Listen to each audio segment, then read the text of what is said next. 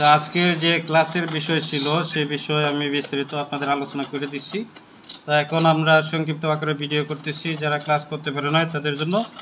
তো আপনারা যে প্রশ্ন করছেন যে আমরা যখন কাশব করি বাচ্চাদের অথবা যে কোনো আল্লাহ তাআলা নিয়ামতপ্রাপ্ত ব্যক্তি, তখন বদজিন আসে আইসা কী করে ধোকা দেয় কিংবা ঝামেলা করে তাদের কাশব কইলা চিকিৎসা করার জন্য দেয় না, ঝামেলা করে। সেক্ষেত্রে করণীয় কী? সেই ক্ষেত্রে আপনাদের করণীয় হচ্ছে যারা এই সমস্যাগুলো করে তাদেরকে আপনারা বুঝাইবেন যে আমরা একটা ভালো কাজ করার জন্য এখানে বসছি, আপনারা যদি ঝামেলা করেন তাহলে আপনাদেরকে বন্দি করতে হবে। আর যদি আপনারা চান আমার সাথে কাজ করতে তাহলে ইনশাল্লাহ কাজ করতে পারেন, তবে কাজ করার সত্য একটাই, আমার কোনো ক্ষতি করা যাবে না।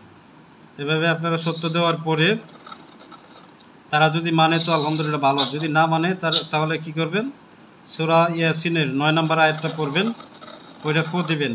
ওয়াজালনা মিন বাইনা আইদিহিম সাদ্দা ওয়া মিন কলবিহিম সাদ্দান ফায়াগশানুহুম ফাহুম লা ইবসিরুন। এই আয়াতটা 3 বার অথবা 7 বার পড়ে ফু দিবেন এবং বলবেন যে যতগুলা জিন আছে, যে হাজার হাজার জিন থেকে লাখ লাখ জিন থাকে, সবগুলা জিনকে বন্দি করা হোক, হাজার হাজার জেলখানা আপনি বন্দি করে ফেলবেন নিয়ত কইরা। এই আয়াতটা 3 বার অথবা 7 বার পড়ে ফু দিবেন, যতগুলা জিন আছে সবগুলা কি করবে, হাজার হাজার জেলখানায় বন্দি হয়ে যাবে ইনশাআল্লাহ। তো এক আয়াতের মাধ্যমে আপনারা বন্দি করবেন। বন্দি করার পরে কী করবেন, এদের হাতে পায়ে গলায় শিকল লাগাই দিতে পারবেন। হাতে পায়ে গলায় শিকল লাগানোর জন্য আপনারা কি করবেন, সূরা আর রহমানের 34 নম্বর যে আয়াতটা আছে এটা পড়বেন। ইউরসালু আলাইকুম শুআজুম মিন নারি ওয়া নুহাসুন ফালা তানতাসিরুন ফাবিআইয়ি আলাই রাব্বিকুমা তুকাজ্জিবুন। আয়াতটা 3 বার পড়ে ফু দিবেন এবং বলবেন এদের হাতে পায়ে গলায় শিকল লাগানো হোক। এরপরে আপনারা কি করতে পারবেন, শাস্তি দিতে পারবেন। সূরা ইব্রাহিমের যে 50 নম্বর আয়াত আছে এই আয়াত পড়ে কী করবেন, আপনারা ফু দিবেন এবং বলবেন আল্লাহর হুকুমে, আল্লাহর আদেশে, আল্লাহর পাক কালামের শক্তিতে আগুনের পোশাক পরিধান করা হোক। এই যে বদজিন আছে, খারাপ জিন আছে, এই জিনটার শরীরে কী করা হোক, আগুনের পোশাক পরাই দেওয়া হোক। ইনশাল্লাহ দেখবেন যে তার শরীরে আগুনের পোশাক পরাই দেওয়া হবে। তো এভাবে কি করতে পারবেন, তারে খুব সহজেই শাস্তি দিতে পারবেন এবং আপনি যদি চান তারে কি করতে পারবেন, আগুন দিয়ে পুড়াইয়া মারতে পারবেন, অথবা এই জেলখানার ভিতরে কি করতে পারবেন, জবাই দিতে পারবেন। তো জেলখানার ভিতরে জবাই দেওয়ার জন্য আপনার হাতটা আগে দাঁড়ায় নিতে হবে। আপনারা কি করবেন, সূরা বাকারার 78 এবং 79 নম্বর আয়াত, এই দুটা আয়াতের মাধ্যমে কি করতে পারবেন, খুব সহজেই হাতকে ধারালো তরবারিতে পরিণত করতে পারবেন। এই আয়াতটা একবার পরে ফুটিলেও হাত ধারালো তরবারিতে পরিণত হবে, 3 বার পরে ফুটিলেও কি হবে, হাত ধারালো তরবারিতে পরিণত হবে। তবে কি করতে হবে, বাম হাতটা ডান হাতের উপরে রাখবেন, রাইখে কি করবেন, আমরা ছুরি যেভাবে ধার করি, যে কোনো একটা বাঁশের উপর রাইখে এরপরে কি করি, বালি আছে, করলা বালি আছে, বালি দিয়ে কি করি, ঘষা দিই। এভাবে আপনারা বাম হাতটা ডান হাতের উপর রাইখে কি করবেন, ঘষতে থাকবেন।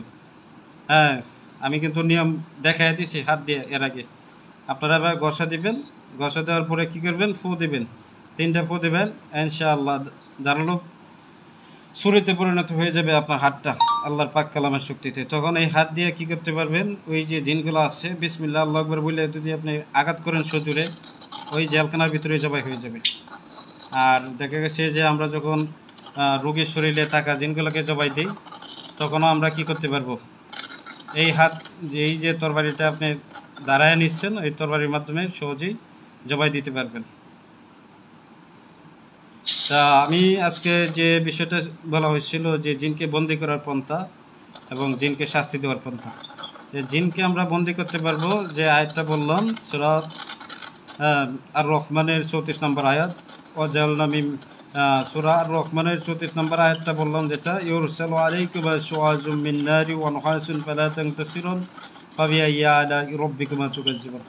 এই আয়াতটা 3 বার পরে ফু দিবেন এবং বলবেন হাতে পায়ে গলায় শিকল লাগাই দেওয়া হোক, তোলারেশির শরীরে যে জিনটা থাকুক অথবা রোগীর শরীরে যে জিনটা থাকুক, এটাকে কী করবেন, এই আয়াতের মাধ্যমে বন্দি করবেন। বন্দি করার পরে কি করতে হবে, যে সমস্ত তান্ত্রিক আছে, যে সমস্ত জাদুকর আছে, যে সমস্ত অন্যান্য যে সমস্ত বদজিন খারাপ জিন থাকে, জাদুকর জিন থাকে, তাদের সাথে আপনার কি করতে হবে, যোগাযোগটা বন্ধ করে দিতে হবে, যাতে তারা অন্যান্য জিনের অথবা কবিরাজের সাহায্য নিতে না পারে। এই জন্য আপনারা কি করবেন, আপনারা এই আয়াতটা পড়ে ফু দিবেন, বারাতুম মিনাল্লাহি ওয়া রাসূলিহি ইল্লাল্লাযিনা আহাদতুম মিনাল মুশরিকিন। এই আয়াতটা কী করবেন, 3 বার পড়ে ফু দিবেন, ইনশাআল্লাহ সমস্ত যোগাযোগ কী হবে, বন্ধ হয়ে যাবে। এবং এই আয়াতটা কিন্তু আমি আপনাদের এখানে দিয়ে দিচ্ছি।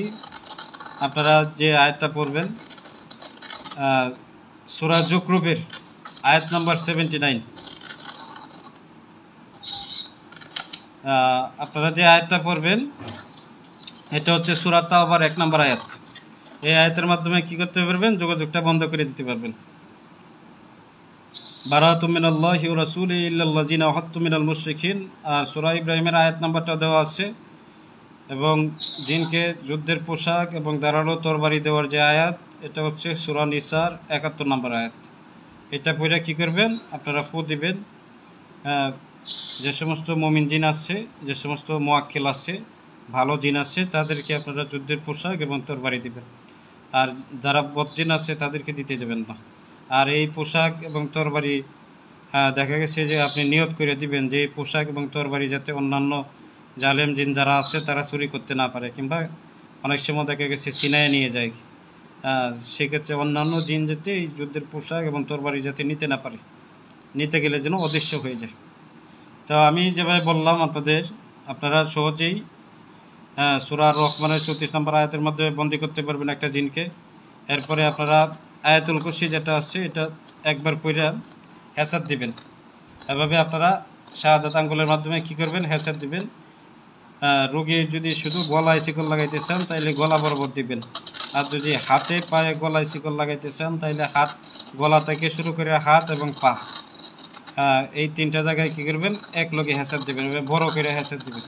তাহলে হাতে পায়ে গলায় 3 জায়গায় শিকল লাগবে। আয়াতুল কুরসি একবার পড়ে ফু দিলেও বন্দী হয়ে যাবে, আয়াতুল কুরসি 3বার পড়ে ফু দিলেও বন্দী হয়ে যাবে। এবং সূরা তারিকের যে শেষের আয়াত আছে এই আয়াতের মাধ্যমে আপনারা বন্দী করতে পারবেন। 3বার অথবা 7বার পড়ে ফু দিবেন, ইনশাআল্লাহ অতি দ্রুত বন্দী হয়ে যাবে। এরপরে আপনারা কি করবেন? এই জিনটাকে আগুন দিয়ে শাস্তি দিবেন। সূরা আপনারা এই যে ইব্রাহিমের যে আয়াতটা বলা হয়েছে 50 নম্বর আয়াত, এই আয়াতের মাধ্যমে দিতে পারবেন। এরপরে আপনারা আয়াতুল কুরসি 3বার পড়ে ফু দিলেও আগুন ধরে যাবে, তবে নিয়ত করতে হবে। নিয়ত করে আপনারা ফু দিবেন। আয়াতুল কুরসি যদি 3বার পড়ে ফু দেন তাইলেও কি হবে? আগুন ধরবে। তবে আপনারা আগে জাদুটা নষ্ট করে নেবেন। জাদু নষ্ট করার যে আয়াত আছে সূরা ফালাক এবং নাসের মাধ্যমে জাদু নষ্ট করতে পারবেন। সূরা বনী ইসরাঈলের 82 নম্বর আয়াত, এই আয়াতের মাধ্যমে আপনারা কি করতে পারবেন? জাদু নষ্ট করতে পারবেন। ফালাম্মা আলকাউ ক্বালা মূসা মা জিতুম বিহি সিহর ইন্নাল্লাহা সাইয়ুবতিলুহু ইন্নাল্লাহা লা ইসলিহু আমালাল মুফসিদিন ওয়া ইউহিক্কুল্লাহুল হাক্কা বিকালিমাতিহি ওয়ালাউ কারিহাল মুজরিমুন। এই আয়াতটা 3বার পড়ে ফু দিলে যত বড় জাদুকর যিনি হোক না কেন জাদুটা মুহূর্তের মধ্যে ধ্বংস হয়ে যাবে ইনশাআল্লাহ। এরপরে জাদু নষ্ট করার আরও অনেক আয়াত আছে, সেই আয়াতগুলো আপনাদের শিখিয়ে দিব। এবং একটা জিনের সমস্ত শক্তি আপনারা টাইনে নিয়ে যেতে পারবেন। একটা জিনের জাদু নষ্ট করতে পারবেন, শক্তিটাও কী করতে পারবেন? টাইনে নিতে পারবেন। এটা আপনাদের লাস্টে শিখিয়ে দিব। এরপরে আপনারা কি করবেন? সূরা বুরুজের 10 নম্বর আয়াত, ইন্নাল্লাযীনা ফাতানুল মুমিনুনা ওয়াল মুমিনাতি সুম্মা লাম ইয়াতুবু ফালাহুম আযাবু জাহান্নাম ওয়া লাহুম আযাবুল হারিক। এই আয়াতটা 3বার করে ফু দিবেন এবং বলবেন পা থেকে মাথা পর্যন্ত সমস্ত শরীরে আল্লাহর হুকুমে, আল্লাহর ইচ্ছায় দাও দাও করে আগুন জ্বলুক, ইনশাআল্লাহ দাও দাও করে আগুন জ্বলবে। এরপরে আপনাদের হাত দাঁড়ানোর যে আয়াতটা বললাম, সূরা বাকারা 78 এবং 79 নম্বর আয়াত, এই 2টা আয়াতের মাধ্যমে হাতটা দাঁড়ায় কী করবেন? জিনের জাদুটা নষ্ট করার পরে আপনি জবাই দিয়ে দিবেন। যদি খারাপ হয়ে থাকে তাহলে কি করতে পারবেন? বিসমিল্লাহ আল্লাহু আকবার বলে বলবেন। আগে নিয়ত করে নেবেন যে আল্লাহ এই বদজিনটাকে, এই খারাপ দিনটাকে দাওয়াত দিচ্ছি, এই দাওয়াত কবুল করে নাই, এই জন্য কী করতেছি? একে জবাই দিতেছি। আপনি তৌফিক দান করুন, আপনি কবুল আর মঞ্জুর করুন। এরপরে কী করবেন? এই যে গলা বরাবর যে ঘেরে থাকে এই বরাবর কী করবেন? জবাই দিয়ে দিবেন, ইনশাআল্লাহ জবাই হয়ে যাবে। তা আপনারা ক্লাসটা বুঝতে পারছেন সবাই? বুঝতে কোনো সমস্যা হয়েছে কোনো?